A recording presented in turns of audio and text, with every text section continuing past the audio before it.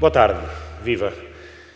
Antes de mais dizer-vos que optei por trazer um tema, a minha main thing, que vos vou já dizer qual é, e ao longo do dia de hoje, assistindo a tanta gente a comunicar coisas tão apaixonantes, fui-me aproximando, acho eu, cada vez mais do essencial em mim e percebi que não tinha sido verdadeiramente inteiro nessa escolha. Então, inspirado no Jonathan, que começou por falar da questão do fracasso, vou-vos dizer que fracassei logo à partida na tentativa do main thing, porque eu acho que a minha verdadeira main thing são as pessoas. São as pessoas em tudo o que isso pode significar, e é exatamente por ser feito por pessoas e feito para pessoas que eu vos vou falar então da tal main thing que eu tinha trazido. Eu trago-vos um tema perigosamente consensual e um outro perigosamente chato. Perigosamente consensual, entendo eu que é o sonho, e digo perigosamente porquê? Porque acho que numa altura como aquela que nós vivemos, e em que nos enchem os ouvidos de discursos para nos tentarem motivar a partir do quase nada, para nós reinventarmos as nossas ferramentas, de alguma forma vimos gastando a palavra sonho como uma coisa que se diz demasiadas vezes, até ela acabar mesmo por perder o sentido. E a poesia, falo dela dizendo perigosamente chata, sendo que sou um confesso apaixonado por poesia, portanto poderia parecer que estava imune a isso, mas a verdade é que não estou. A poesia perigosamente chata, eu acho e acredito que em Portugal, um país de poetas, um dos países onde mais e melhor poesia se produz, se escreve e mais se traduz para o estrangeiro, lê-se muito pouco, de facto. Lê-se muito pouca poesia. No dia-a-dia, sendo francos connosco próprios, pegamos muito pouco em livros de poemas para os ler. E eu acredito que isso tem algo a ver com o nosso sistema educativo e com a forma como a poesia nos chega no primeiro impacto, na primeira vez que ela nos chega às mãos. E ela chega-nos, não nos chega em oposição com o resto de tudo o que nos chega na vida, chega-nos de uma forma completamente concordante, que é aliada à competitividade e à necessidade de quantificarmos tudo. Nós vivemos numa sociedade profundamente competitiva, como sabem. Uma forma de nos hierarquizarmos e de nos irmos definindo é darmos números, associarmos números às coisas. Infelizmente, aqui, eu não estou a falar dos números no lado mais maravilhoso que eles podem ter, como hoje já mais do que uma pessoa falou, por exemplo, dos algoritmos e daquilo que a investigação nos pode trazer, quer em termos tecnológicos, quer em termos científicos. Eu falo da capacidade que o ser humano tem de pegar numa coisa que o transforma, o expande e o desmultiplica e transformá-la exatamente no seu oposto. Transformarmos os números numa espécie de espartilho, em alguma coisa que nos limita. Nós, na nossa educação, quando estamos no liceu, temos que ter uma avaliação quantitativa e quer queiramos ou não aceitar isso, essa vale muito mais do que a qualitativa. Vale na prática, vale para criar uma hierarquia, vale para criar uma média até ao 12º ano, que depois determina se podemos entrar ou não nesta universidade, que depois dá outra média, que depois determina se podemos ou não fazer aquela especialidade, ou se podemos ou não seguir para este mestrado ou para aquele doutoramento, e isso vai só determinar mais coisa menos coisa os próximos 50 ou 60 anos da nossa vida. E isto começa aos 14 ou 15, portanto tem tudo para correr bem, naturalmente. É isso que me assusta. E o ensino da poesia não é exceção. O que é que nós começamos por estudar na poesia? Nós começamos por estudar aquilo que é quantificável e, portanto, aquilo que é objetivo e não aquilo que é subjetivo. Se nós começamos a estudar a poesia por aquilo que é objetivo, nós vamos, de facto, como eu fiz e todos nós, dissecar os Lusíadas, nós vamos contar versos, nós vamos aprender figuras de estilo que eu não faço a mais pequena ideia se o Luís Vaz de Camões alguma vez terá ouvido falar nelas ou estaria minimamente preocupado. E, acima de tudo, nós vamos, pela primeira vez, ouvir falar da desigualdade social e da economia financeira das rimas, as pobres e as ricas. Eu não fui exceção. A poesia tinha tudo para ser uma seca e foi, no meu ensino. E tinha tudo para ser uma coisa da qual eu ficaria afastado para o resto da vida. Na verdade, eu acabei por ser contagiado por uma herança cultural que me foi deixada, que nos foi deixada pelo João Vilaré, pelo Mário Viegas, por aqueles que gravaram discos de poemas e que criaram em mim, a dada altura, o sonho de querer dizer poesia às pessoas. Então, lembrando-me da Maria, hoje no primeiro painel, que estava aqui a dizer que antes de decidir seguir ciências, que andou à nora à procura do que é que queria seguir, eu sou uma pessoa muito determinada, portanto, eu passei o meu liceu inteiro com a certeza absoluta de que ia ser piloto de aviões, psicólogo, cozinheiro e músico de jazz. Como qualquer adolescente que está completamente dividido, acabei por optar por dizer poesia, que é um percurso que parece-me perfeitamente orgânico e natural. A verdade é que eu tive uma pequena ajuda, foi impulsionado por um professor de liceu que teve o rasgo de, quando eu tinha 12, 13 anos, e lhe chego com um livro do Alberto Queiro, do Pessoa, nas mãos, e lhe vou dizer que estou completamente apaixonado pelo Pessoa, que estou a descobrir um amigo imaginário, e ele responde-me de uma forma austera e seca que eu estava proibido de ler Pessoa, porque não tinha idade, e que aquilo era matéria para o 11º ano. Eu, na altura, achei que ele era uma besta. Hoje acho que não. Acho que foi um gajo com um alcance muito grande, porque é evidente, percebo isso, sei lá, 25 anos depois, que se nós dissermos a um adolescente que ele está proibido de ler um determinado livro ou de ver um determinado filme, porque aquilo não é para a idade dele, ele vai ter uma vontade imensa de o fazer. O livro de que vos falo, o primeiro livro de poesia que me apaixonou, foi O Guardador de Rebanhos, do Alberto Queiro. E é o livro onde está escrito: o meu olhar é nítido como um girassol. Tenho o costume de andar pelas estradas olhando para a direita e para a esquerda e, de vez em quando, olhando para trás. E o que vejo a cada momento é aquilo que nunca antes eu tinha visto. E eu sei dar por isso, muito bem. Sei ter o pasmo essencial que tem uma criança se ao nascer reparasse que nascera de veras. Sinto-me nascido a cada momento para a eterna novidade do mundo. Creio no mundo como num mal me quer, porque o vejo, mas não penso nele, porque pensar é não compreender. O mundo não se fez para pensarmos nele. Pensar é estar doente dos olhos, mas para olharmos para ele e estarmos de acordo. Eu não tenho filosofia, tenho sentidos. Se falo na natureza, não é porque saiba o que ela é, mas porque a amo. E amo-a por isso, porque quem ama nunca sabe o que ama, nem sabe por que ama, nem o que é amar. Amar é a eterna inocência. E a única inocência é não pensar.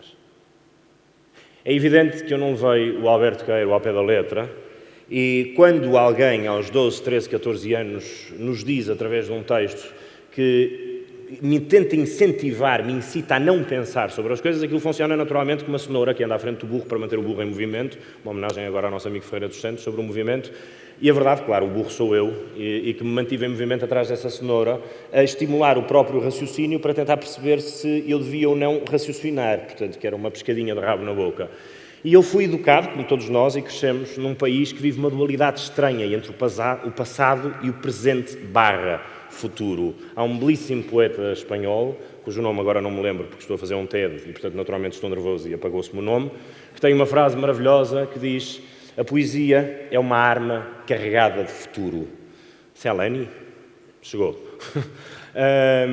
Eu acredito bastante nisso, mas a verdade é que eu fui educado num país, como todos nós, que vive assim uma espécie de complexo de heroísmo no passado com uma espécie de culpa de presente. Uma mistura estranha entre o orgulho e a vergonha. Algum país que se fez um império, que era suposto ter-se tornado um império ainda maior e aparentemente resultou neste retângulo melancólico, à beira-mar plantado. Eu passei anos, como todos nós, a estudar e a sofrer a tragédia de uma criança que herdou o trono aos 3 anos de idade, foi coroado aos 14, que é uma belíssima idade para começar a governar um país, e aos 24 mandou-se para o norte da África para combater os infiéis e levou uma valente surra. E eu aprendi que deveria continuar à espera dele, que ele havia de vir numa manhã de nevoeiro de Alcácer Quibir e que nós haveríamos de recuperar o dito cujo do Quinto Império. Na realidade, eu cresci, nasci, fui educado num país que se orgulha de ter inventado uma palavra intraduzível. Eu nasci num país, e agora desenrasquem-se os nossos amigos tradutores do TED, da saudade. Ou se preferirem, e muito maior do que o território geográfico de um país, eu nasci na língua da saudade. E como diz o Fernando Pessoa, a minha língua, a minha pátria, perdão, é a língua portuguesa. A verdade é que eu voltava sempre ao tal rapaz que se tinha perdido no meio do nevoeiro em 1578. E 401 anos depois dessa grande tragédia para a história nacional, em 1979, exatamente no ano em que eu nasci, Jorge Sousa Braga, um poeta e médico obstetra residente aqui no Porto, escreve um poema que se chama Portugal. Eu tenho 22 anos e tu às vezes fazes-me sentir como se eu tivesse 800. Que culpa tive eu que Dom Sebastião fosse combater os infiéis ao norte de África só porque não podia combater a doença que lhe atacava os órgãos genitais e nunca mais voltasse? Quase chego a pensar que é tudo mentira. Que o infante Dom Henrique foi uma invenção do Walt Disney e o Nuno Álvares Pereira uma reles imitação do Príncipe Valente. Portugal, não imaginas o tesão que sinto quando ouço o hino nacional. Que os meus egrégios avós me perdoem. Ontem estive a jogar póquer com o velho do Restelo. Anda na consulta externa de Júlio de Matos. Deram-lhe uns eletrochoques e está a recuperar. À parte o facto de agora me tentar convencer que nos espera um futuro de rosas.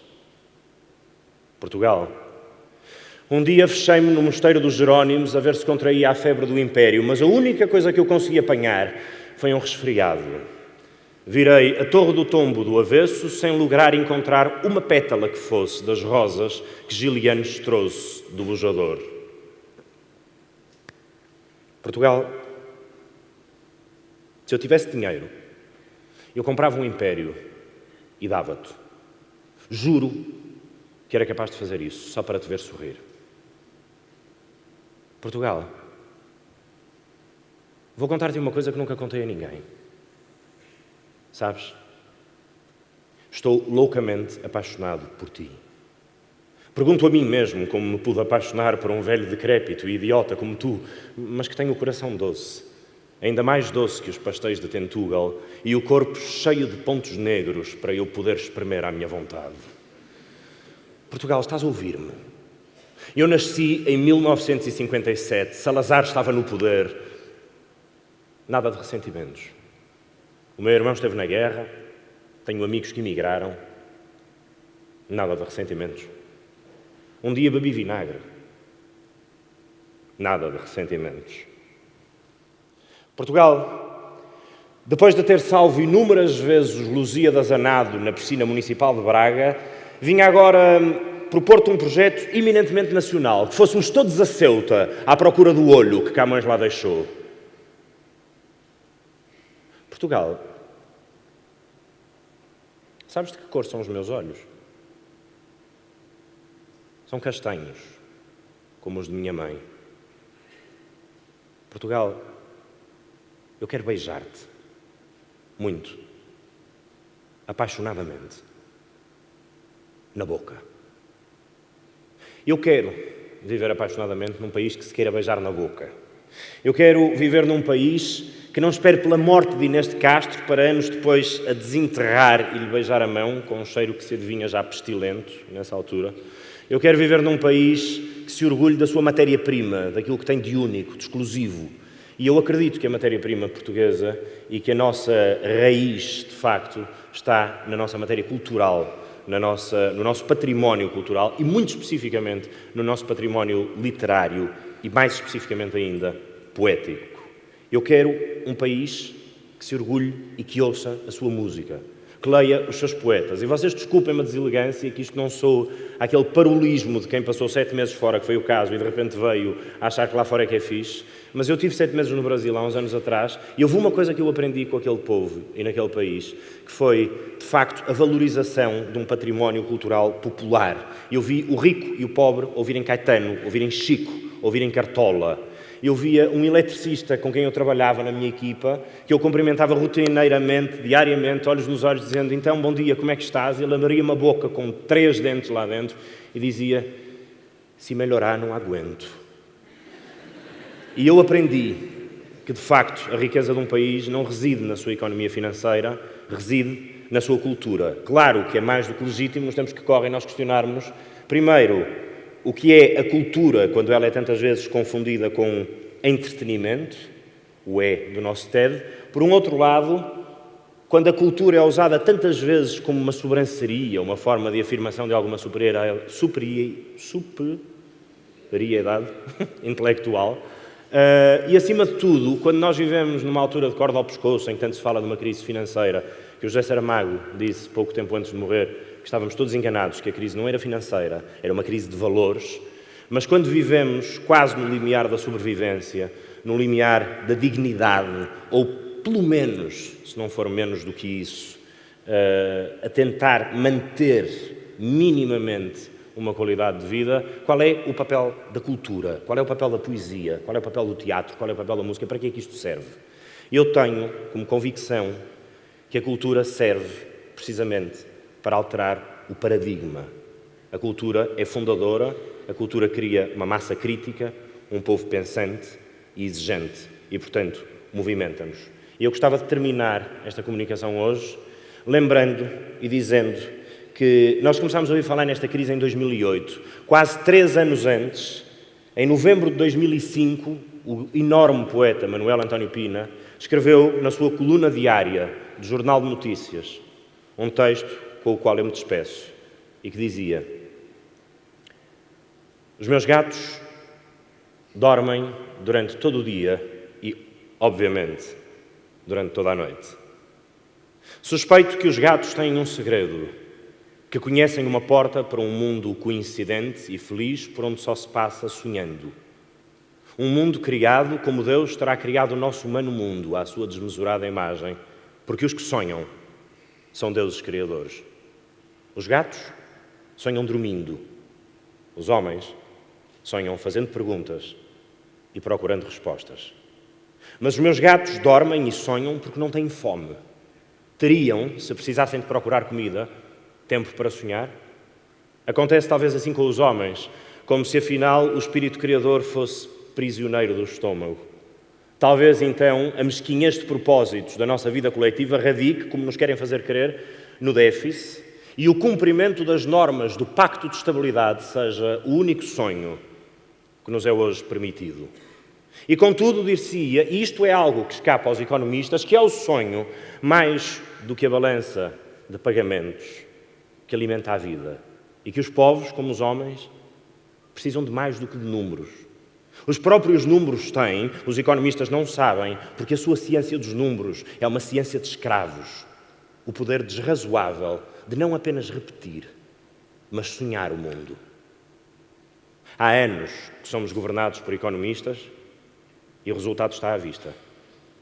Talvez seja chegada a altura de ser a política e o sonho a governar ou a dirigir a economia e não a economia a dirigir a política. Regressando à pessoa, Jesus Cristo não sabia nada de finanças, nem consta que tivesse biblioteca. E o seu sonho, no entanto, continua a mover o mundo. Muito obrigado.